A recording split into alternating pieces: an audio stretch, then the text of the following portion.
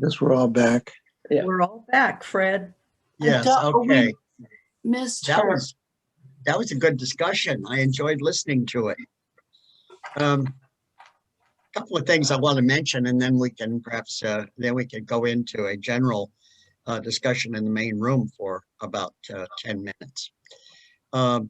Somebody mentioned was talking about like the demonstrations that we've had and how we find them in the media. And I want to mention that high school student here in Salem that was to get the Journalist of the Year award in the country for a high school journalist. And when the newspaper, when they stopped publishing it at South Salem a year ago, she went out and started doing some things with social media, and then would live stream her thoughts and her comments so people could follow whatever the news was that she was covering. And there was one incident that I want to mention that she started doing this, and she was recognized by media. She had her own little reporter's card that she put together from the high school journalism class, and she had a camera and all of this. But there was a June riot at the state capitol in Salem, and she covered it, and she was the only journalist there. And so think about that. And so again, I think it shows how shaky our system is right now. And then there was some discussion in one of the groups that I was in about the organization that was involved in pulling off the attempted coup on January 6th at the U.S. Capitol. And I remember seeing her picture, I'm sure all of you did too, or video of that woman that had the megaphone, and she was telling them, she was giving them orders and everything. Well, one of the things that they've learned about her is that she was part of the organization on the webs, on the internet, to put all of this together. She was one of the organizers. And so this was great authority that was speaking on the megaphone, and shows just, how involved that was. Another thing was in terms of reading the newspapers or not reading them. Question you might want to address and talk about is how, if you just are just on the social media, how do you know what's going on at your city council meetings, your county commission meetings, and your school board meetings, and all the zoning and all of that? That's just a question I'll throw out. And one other thing, as an old politician, if I was looking at today, I would not advertise in the newspaper. I would do as you see candidates doing today, and certainly the school board election in Salem is a hot one. And almost every day we get these very slickly produced mailers about the ticket and who's running for offices. That's where I would go, and you can jolly well bet I would be advertising on Facebook and every way I could on the internet, and TV as I could if it was a bigger office. So that's just some thoughts. So what did you come up with in your discussions today, just now? Feel free to unmute and just pop in with comments. Bobby, did you have a comment as we started here? Oh, I was just saying, I don't know if all of us got to share in the small group. And Go for it, Bobby. Yeah.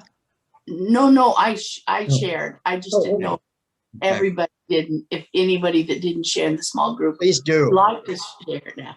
We didn't hear from Adair. Where was she? Without adding anything. Robert, did you want to make a comment?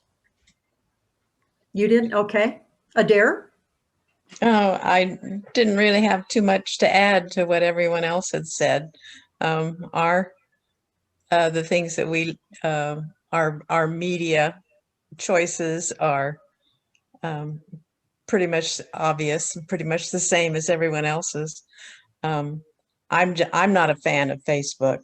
I only check out the family things, and the only reason I joined was so that I could keep track of our son when he was in Iraq. But I probably have the fewest number of friends of anybody. I don't have time for that. But Yeah, that's what I thought. it's like everyone else. Our choices really show where our political leanings are. Jen, Yeah, I was going to say something that we didn't get into in too much depth in our breakout, but I think the acknowledgement that social media can be a positive or a negative factor. We were talking about how, like Fred was saying, the insurrection was pretty much organized online via social media. But my only answer to the last question about social justice and all of that stuff and how social media impacts it is that I feel like movements and marches and nonprofits, they get more awareness via social media, that it can go both ways, right? Because Right, that's yeah. the whole thing about social media. It's a way to share information, and there's all different kinds of information. One thing I've learned on Facebook, and I am in Facebook, although I don't post, as one of our other members of our group said that she doesn't either, but I see where some of my good friends post their comments on, especially during the election and also the insurrection and other events that come up. Interesting, their comments, of course, don't agree sometimes with mine. And so it's interesting, and some I thought were in line with me on some things, and unpleasantly surprised that they weren't. So it kind of goes both ways. So I think Facebook to me is kind of important, of course, other than just the family. And I just want to make a comment about that. And I also think that Black Lives Matter came together after George Floyd's death.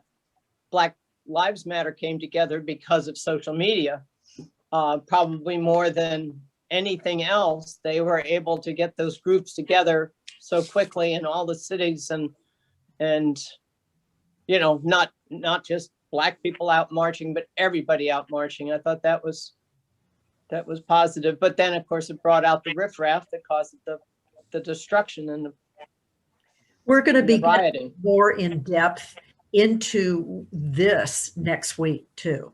So it's interesting. Galen, did you have a comment? You've unmuted yourself. No, just that, well, one interesting point that came up in our group, and I think it was Martin that brought it up, was about the difference between regulated and unregulated media, and the risk that you take by being involved with unregulated media, and you don't know what you're going to get. I also think on someone mentioned about not subscribing to the newspapers, but I tend to kind of favor reading a newspaper. I know you can get it online, but some of the editorials are quite interesting, especially now during the races. So there coming from the Tribune or the New York, launched to the Or Leonard Pitts from or Miami. whatever. So you got to get a cross section of comments about the same subject. So I tend to, favor the newspaper as far as social media there, because you're hearing a lot of different viewpoints, of course. When I was in California, when I started my church work, I was on a committee that dealt with the church newsletter, the newspaper, and in the Diocese of California, it's a pretty good newspaper. And so we were just going to whip out the old social media and put it all on social media. And we started having all of these folks that were contacting the publications board and saying, no, you can't do that. We want to be able to we want to be able to take our newspaper to bed with us at night and read it in bed. We can't do that if it's on the computer. And so we we backed off of that idea in a hurry. So, Well, and that shows there's such a generational gap yeah, between social media and print media, because so many people are used to holding a newspaper, holding a book, yeah, physically. not using an e-reader, not using a Kindle, not scrolling. They want to turn a page. And that's generational and just a piece of the puzzle there. Without newspapers, what would I use to line the cat box?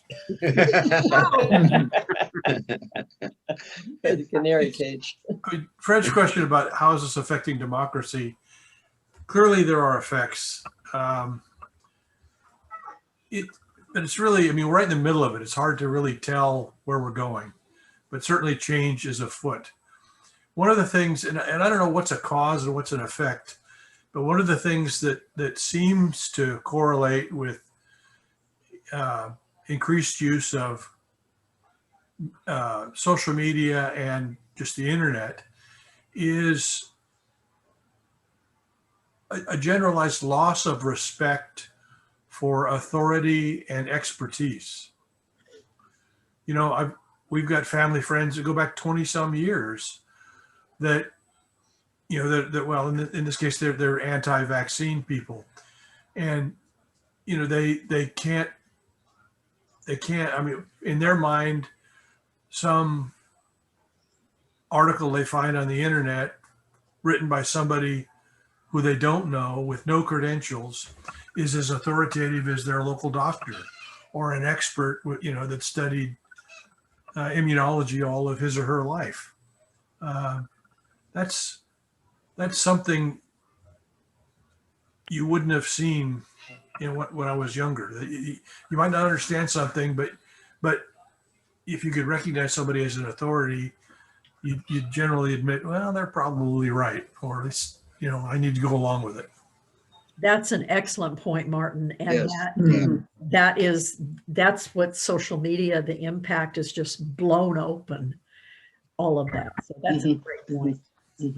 There was something on Trevor Noah that he put a little skit together just on different news organization getting out first and getting it wrong. But getting the information that actually the people that try to correct it never get as much play as that first person that freaks everybody out. Actually, social media was affecting before we had the vaccine, before we got into the measles thing, the group of people in Oregon alone that said they wouldn't let their children have the measles vaccine. Right. And so there was the beginning of that. And now we're seeing so much more of it with people, again, taking as Martin said, taking their news from any source that they pick up and think that it's an authority. And it's just terrifying to somebody I was a nurse for many years, and it's just so upsetting to think that there's so many people that don't think they need the vaccine. Yeah. Well, little devil's advocate on this. It used to take 10 years for a drug to come through the pipeline. And so you had people, they'd be able to tell 10 years afterwards what kind of symptoms you get from this or feedback. Whereas 1 year is not enough time to do this actually. But 570 million people dying of something, we've got to do something. When they came out with DDT and they sprayed the pools and the parks and everything, got this free new thing that came out in such a short time, and it was free. And then we find out 10 years later what impact we had on it. So I can't really blame the people. I mean, I've had both my shots, but I'm still waiting to find out. Robert. Yeah. You know, I think another aspect of social media, and it certainly isn't political, but the influence it's had on me personally in what I buy. You know, I'll see something while browsing along the internet and this ad pops up for something that I think this is it, you know, this is going to be the magical cure, or not necessarily, maybe just something that appeals to me that I want to buy. I mean, Amazon's really good about that. So it's had a huge influence on me and other people on what we choose to buy. You can probably compare products on half a dozen different sites easily and decide which one is the best deal for you. So I think that's in some ways an advantage. Other ways, if you're like me, you're on Amazon too much. But, and the other thing, and I'm not sure this is really social media, but I think of it as an offshoot, and that is the use of email and how beneficial that can be. I can't remember, maybe Carol, who talked about the different things she subscribed to that opens up an opportunity to look at different publications and to compare notes with friends. I have a group of 4 friends. We hardly a day goes by that we don't talk to each other either about the news or about what's happening in our lives. So to the extent that email is social media, it's been a real benefit to me. Let me ask you something on the email question that Janice just brought up. How many of you save your emails? You do? Are you going to pass them on to your families? Probably. It's more Yes, I more am. that we're too lazy to delete them is the problem. That's right. I don't save all of them, just the ones that I really will need in the future. I That- think that's I a- have a comment. I That's a real commented that too. challenge. I save a few that I have to go back in the future and make sure that I have them, but most often I delete most of them. And so who's doing your family history? Well, I'm doing some family history. Oh, my younger brother's working on it. He put out. No, I stuff don't about mean, my I father, don't mean family trees, but who's actually writing your family history so you'll know what family history is. Well, as I said, my brother wrote a story about my father this weekend, so we reviewed that, but no, Rich and I haven't written our family story yet. We need to do that. I finished writing my book. I've actually finished writing it the day of the insurrection in Washington. And I've been polishing, and since then I've had a conversation with the publisher, and it's quite promising and everything. But one of the things about that book is that most of it is relies in terms of research on family letters. Mm-hmm. And if I didn't have those family letters, I wouldn't have anything. That's a good point. I could mention that. There's a large section that I write about about seminary, and I do have emails from that I save. But have I since then? No, I dumped the emails faithfully. But there's another thing, and Rich brought this up in terms of books and social media, and I think we'd all agree that. Like newspapers, I mean, if you can physically hold a book in your hand, like a newspaper you can hold in your hand. But then there's another part of it, the audiobooks, and also what goes on in YouTube. And so this is taking advantage in terms of books of the electronic media. YouTube, And that's one of the social things media. when that publisher talked to me, they also said, and this will be part of that. And so that's something that is in addition to stuff that we probably would have done in the past. There's a number of things that we want to keep in mind in terms of our family's history, and it's we've got a member of our family who's really very good at genealogy, but there's no history there. It's just the names and the dates, birth and death years and that, but there's no real narrative of the family. And that will come in family letters. But the thing is, we don't write family letters anymore. Yes, we do. We do? Do you, Bobby? On Facebook, I see them And do in you bits and save them? pieces. Do you save them? Yeah, some of them I Good. say. All right. See, you're one Some of of the few that would actually save them because most people don't save them. Fred, Well, Fred, and not in fact, Bobby published a book of letters that her dad and her mom wrote when Good. reporting, and it was the most wonderful book. The piano teacher, the sailor and the piano teacher. And were they handwritten letters or were they emails? No, See it? Come on. oh, All right. See, that's what we're talking about. right. it was World War II. Yeah. they Yeah, were- see, and that's wonderful. That's just wonderful. But that's the thing that I worry about. And I don't know as I knew that much about it until I really got into it in terms of writing a book. But it's the emails we rely on for day to day, but we almost none of us have letters of any substance that are handwritten. There might be a birthday card, dear Susie, today's your birthday, happy birthday, love you. That's the end of that. But in terms of the long letters, we don't do that so much. Bobby's dad also wrote a journal Ah, that he cool. kept for, I'm not sure how many years. That's great. That's great.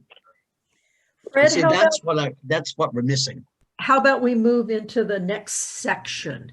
Because I know it's a powerful one. Okay. Carol has something to say. Now, Carol. Carol, please. No, thanks. There she is. I just wanted to add, in the 90s or whenever it was that we started using personal computers at work a lot. I'm not talking about those black screen with the green lines that we had for, in the classroom. I'm talking about the ones where, there was a mouse and I had to write special education reports on it. And we started to do it, a lot of our communication with other teachers and our families and our administrators by email. It was drilled into our heads. If you don't want those words to be on a billboard in your town, if you don't want those words to be read by your grandmother, do not put them in the email.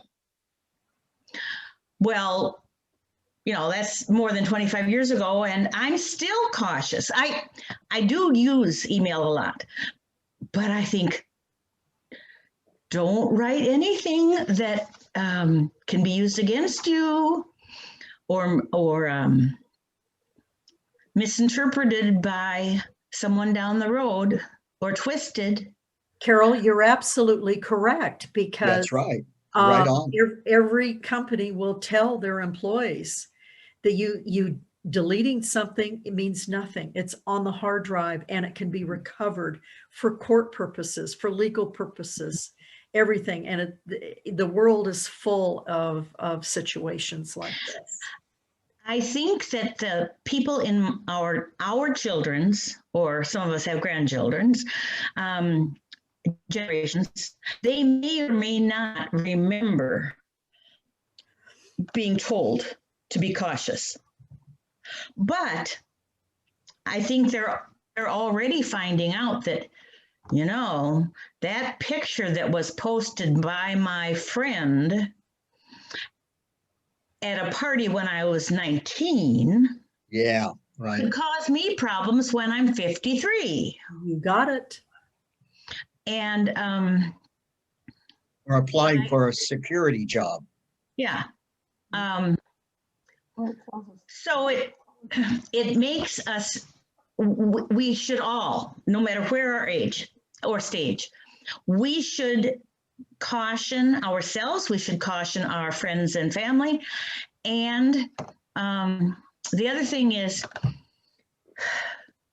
not to get carried away. You know, like I have opinions on everything. Just ask me and I'll give you my opinion. But I'll give you my opinion on the phone or face to face. Well, not face to face these days, but you know, I'll give you my opinion on the phone. I'm not going to comment on everything that I agree with. I'm definitely not going to comment on everything I disagree with. It's like, okay, I'm reading this, I'm reading this, I'm reading this, I'm reading this. I owe nobody the wisdom of my thoughts on the subject. I mean, if I'm reading it in newsprint or if I'm reading it online, I don't owe anybody my opinion unless I really choose to. So I'm silent a lot, if you can believe that. Thank you, Carol. Good words.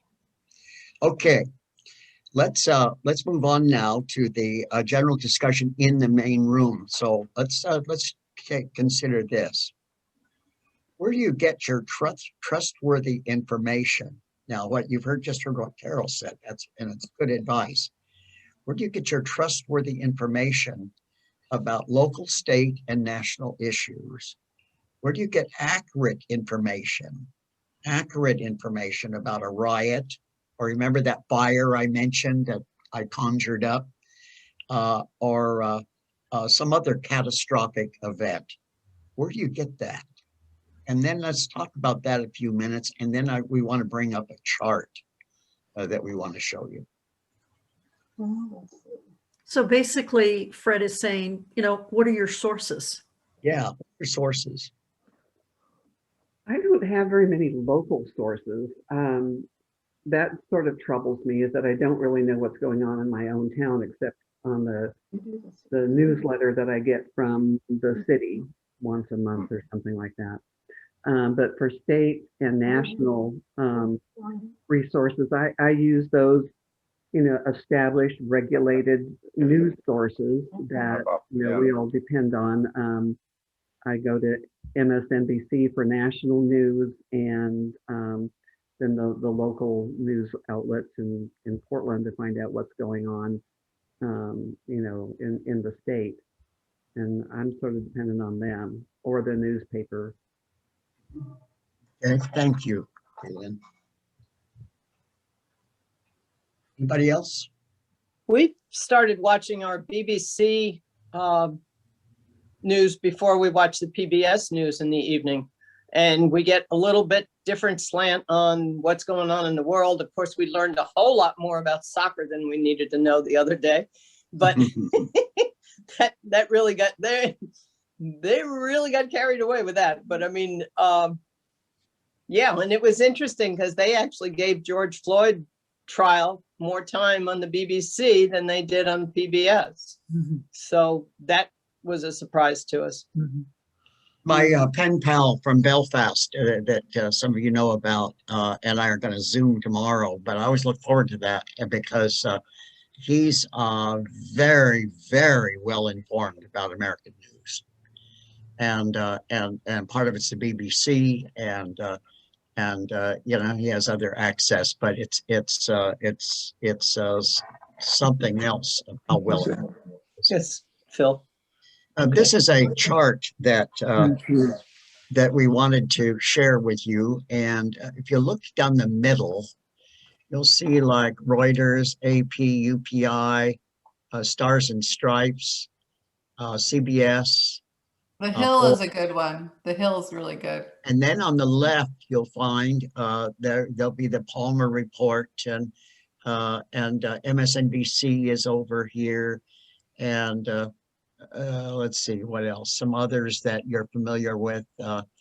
Vox is there, and then you go over to the right of the middle, and that's where you find Fox and the New York Post. The Washington Times is over here, and Newsmax, the American Spectator. These are the ones that I'm mentioning, are those that most of us have heard of. And so it shows how the Wall Street Journal is to the right, but not cleared to the right. And so the Wall Street Journal is one of those newspapers that has a conservative bent, but they're often like the reporters often on MSNBC, and they seem to be kind of a moderate conservative. And so anyway, that's kind of where the media breaks down. Now, one I want to mention to you, and Laurie and I were looking at this at the beginning, and we couldn't find ABC. Now, ABC is Channel 2 in Portland, and David Lear,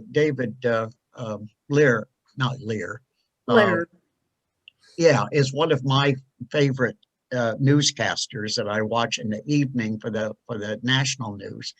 But we never watch the local news on Channel 2 because it's one of the Fisher stations. Mhm. Now, what is the Fisher station? Does anybody have any knowledge of that? Yeah, it's a conglomerate It's a conglomerate of what? of papers owned by this right-wing family that imposes a conservative editorial bias Yeah, on on all the of its papers. Fred, on the local news, and Right. that's and so they have a script that they're given, and I noticed it a couple of times where the script they read and they're forced to read it. There's no choice or anything at the local level, but Channel 2 is one of our really fine stations, but it's one that locally has gone the other way. So Neil? isn't Channel 2 owned by the Sinclair family? yes. I meant Right. Sinclair. I said Yeah. Fisher. Sinclair. Yes. And just to add to that comment with what you're saying, Channel 12 is a Fox News station, but Channel 12 have better in-depth coverage of local events than some of the rest of them do. Channel 12 is a Would good. think that. Yeah.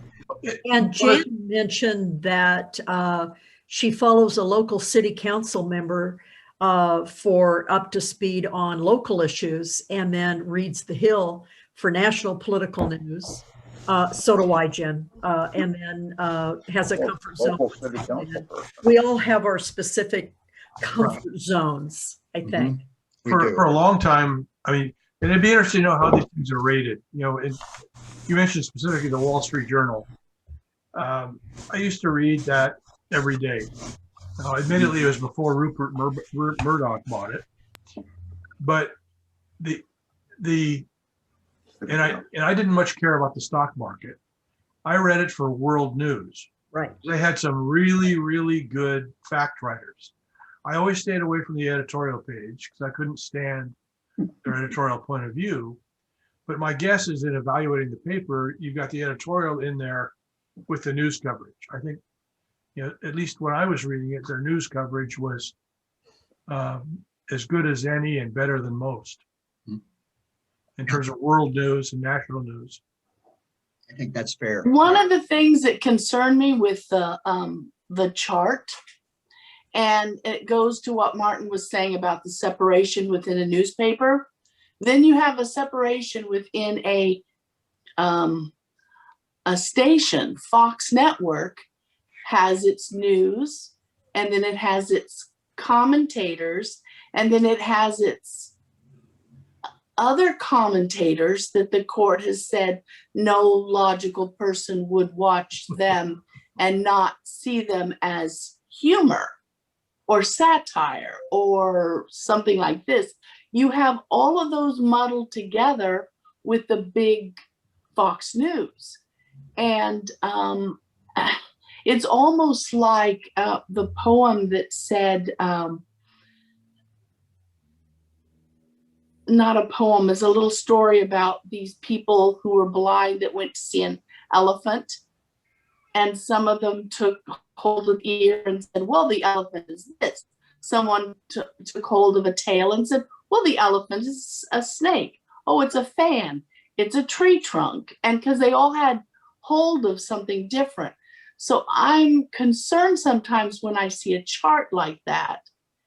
And I go, Fox News, is it really like that high up when It has a program that's, you know, and so I'm sure other people say the same thing about any of it. So when we talk about social media and when we talk about digital information, we're often talking about these elephants, and we do see them differently, I think. Well said, Bobby. Thank you, Bobby. Okay, would somebody else have a comment? I was going to think say, that you can just one almost thing. always Yeah, find- Galen? I'm sorry, even when you're talking about facts, I'm sure many of you had this experience during the fires, during the ice storms, which were reported accurately by the news media. We would get calls from relatives and friends all over the United States that thought all of Salem was on fire, Right. or that, you know, it was uninhabitable because of ice damage. So it's hard, you know, it's hard to communicate accurately what is going on.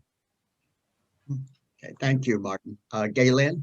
I think the nice thing about the multitude of news coverages that we have now, news organizations, is that you can always find one that's going to support your bias.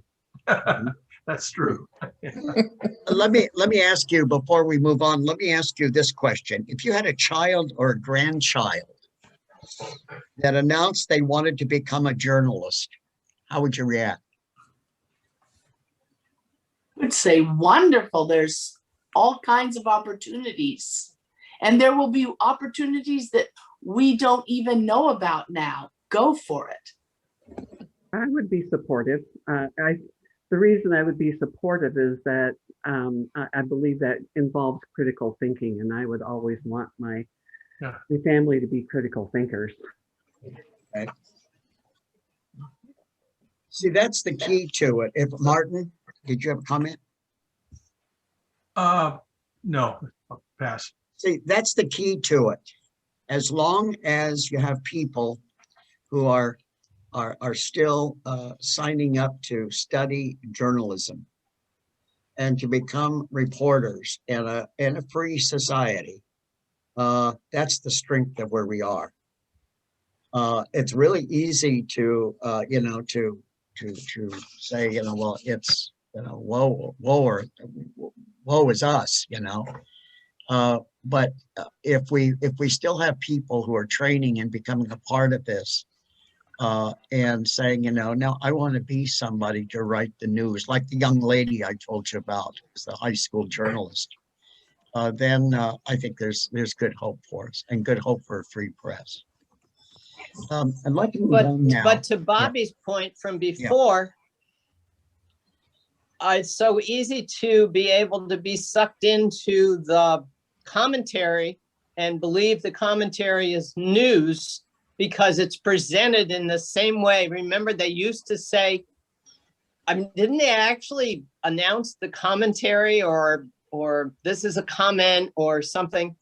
I don't think that that's done anymore. And they just roll from giving the news to giving comments without differentiating. And not all of us have built-in discernment. By the time you've had dinner and a glass of wine, how can you truly discern what is truth and what is commentary by the time the evening news rolls around? You know, the thing that we probably all remember is Walter Cronkite and his comments about the Vietnam War, and Lyndon Johnson's comment that if I've lost Walter, I've lost. And then it wasn't long after that where he announced he wasn't going to be running for another term. And so, yeah, there was a time of that, but none of our current newscasters have as part of their newscast evening commentaries. They just don't. Now, it doesn't mean that they're not, there isn't some bias or something along that line, like something like January 6th. They certainly let it be known what their position was. But in terms of like a Walter Cronkite Vietnam commentary, we just don't do that now. And that's you kind have of to where go we're at. to like Trevor Noah or, some cable Yeah. news personality, or actually, I'm not sure if I would call Trevor Noah a news personality as much as an entertainment. But yeah, that you can get some fairly decent commentary from some Yeah. pretty unlikely sources. Now, yeah, and Galen, I'm not saying either as a news junkie that I'm not getting a commentary to fill my need for commentary. I'm certainly getting it in all the things I watch, but in terms of the old traditional, it's just not there. Barbara, did you have a comment? Well, I think that some of this started at the point where our news presentations were turned into a profit center instead of actual news Exactly. reporting. Money talks. It does. The other side of the spectrum would be Tucker Carlson. Yeah. He would be someone I wouldn't want anybody to go into that to become. But if that's who their family watches, and that's who I go back to Stephen Covey, the 7 Habits. Stephen, he said that your inner balance. What was he? I had this a minute ago. Sorry. If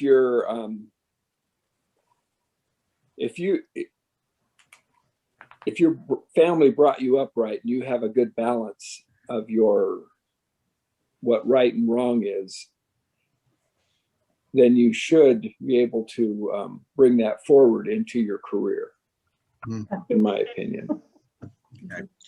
Okay, we're going to move on now to something. We're going to go into something we've heard about.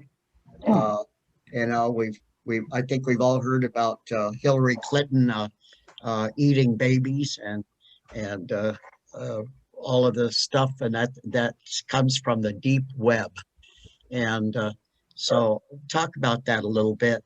And do you know anything about the dark spaces of the internet, the dark places on the internet? Do any of you know anything about that? The dark web. My brother sent me a thing on QAnon. It was a 10-hour long indoctrination.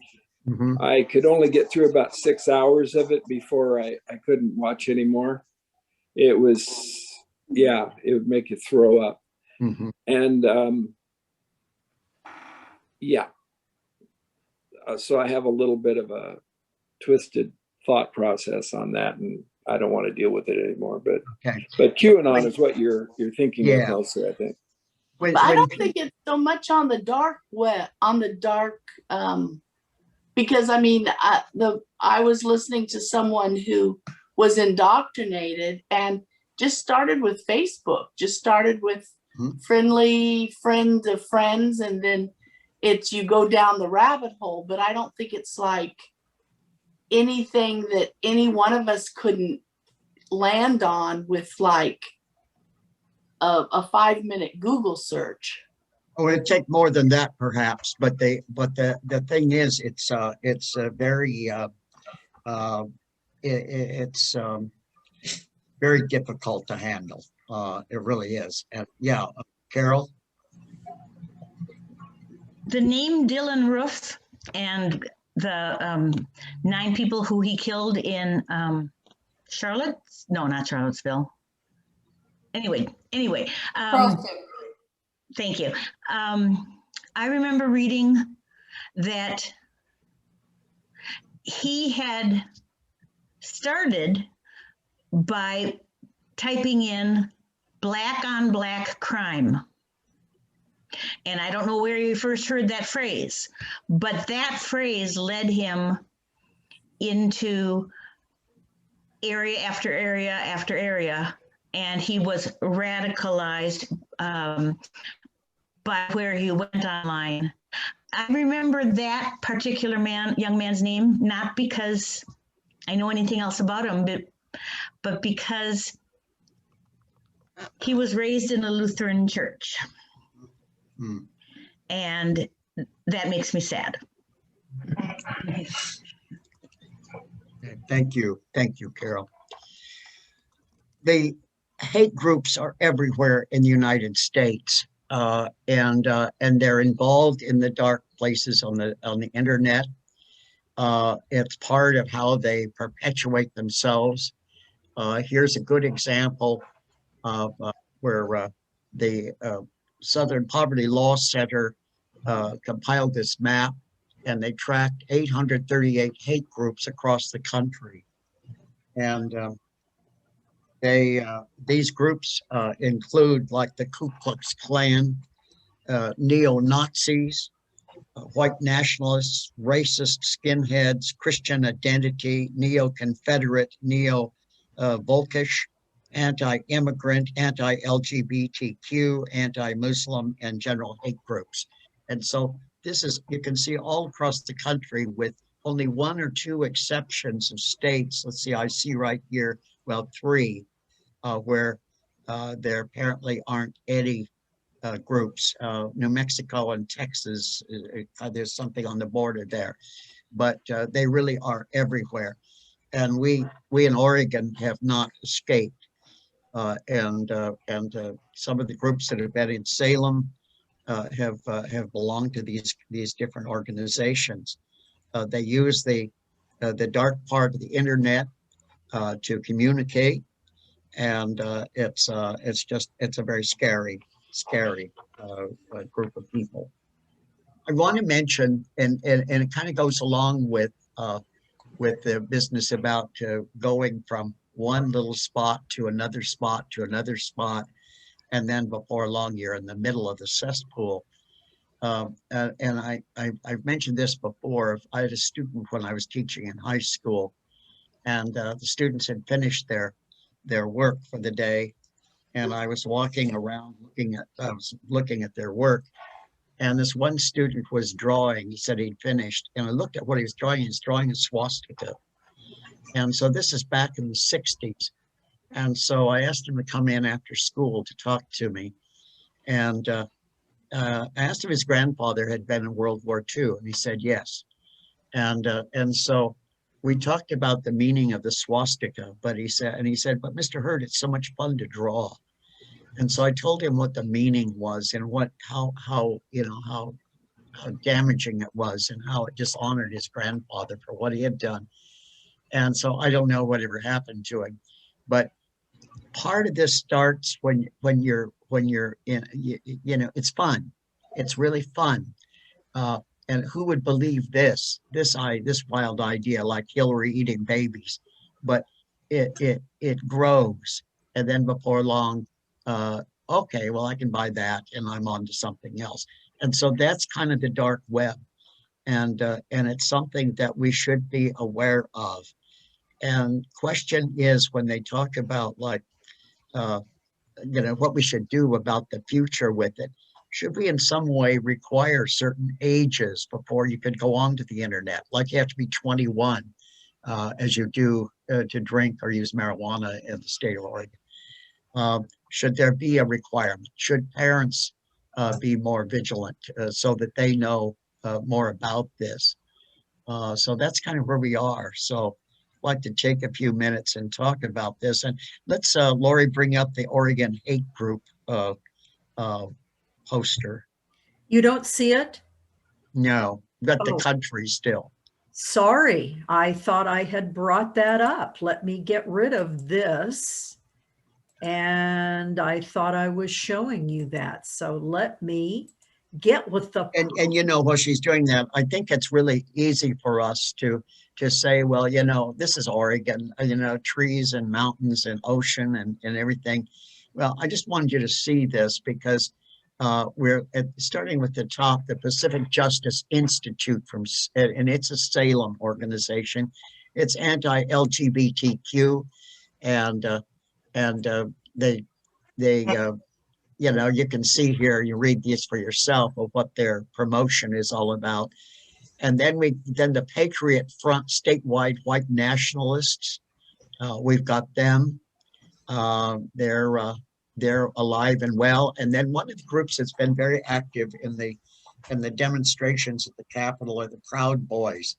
And we've got 3 chapters, one in Salem, statewide in Portland. They're general hate organizations, far right, neo-fascist, chauvinist, and exclusively male. And so their whole mission is to promote violence, political violence in the country. And some of them were at the Capitol riot in January. Then we have the Proud Boys, and wait a minute. Proud Boys, 3 chapters, again, Salem, statewide, and Portland. And these are far right, neo-fascist, chauvinist, exclusively male. Then the Reds Radio Network from Ashland, and this is a general hate group. And this is another thing too. This is Jeffrey Shearer Rents is an American radio talk show host. And so there's quite a lot of these groups around the country that are backed up and supported by radio hosts. And this guy's show, Jeff Rents program, broadcasts satellite radio, now released through his personal website. And so that, again, is to promote all of the hatred that he tries to push. The National Socialist Club is a statewide neo-Nazi group. And they're reportedly one of the largest and most active neo-Nazi groups in the United States. So you see, it gets back to what I was saying earlier, the swastika in the United States is alive and well. And so when somebody or a group that's authoritarian, sometimes people will say, well, with these groups, why don't we just sit down and talk with them? You can't talk with them, nor do I have any interest in talking to them. We're not going to be convinced either way. Then you got the Green Brigade, and again, another neo-Nazi group. This is a fascist, eco-fascist organization created online in 2019. And the leader of the group is a 20-year-old Oregon neo-Nazi, calls himself the ecologist. So that fits right in with Oregon. And then the Asatru Folk Assembly is a white supremacist international organization founded by Stephen McNallen in 1994. And his work is based on ethnicity, an approach he calls folkish, headquartered in Grass Valley, California.